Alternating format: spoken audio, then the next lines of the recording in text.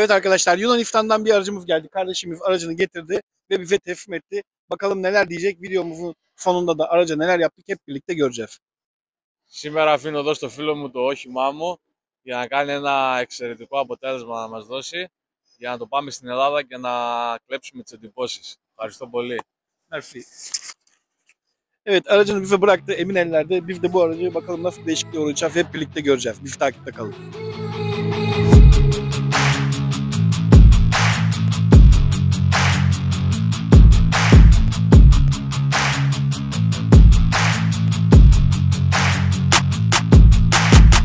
Müşterilerimizi uğurladık.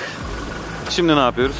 Evet, müşterilerimizi Taksim'e uğurladık. Otelle yerleştirmek üzere. Biz bu aracı şu anda işlemlere başlayacağız. İlk etapta trim, ön tampon, arka tamponunu söküp işleme başlayıp oradan da yükseltmek için, takmak için mekanik bölümünü alacağız ve işlemler devam edecek. Başlayalım o zaman. Başlayalım. Buyurun.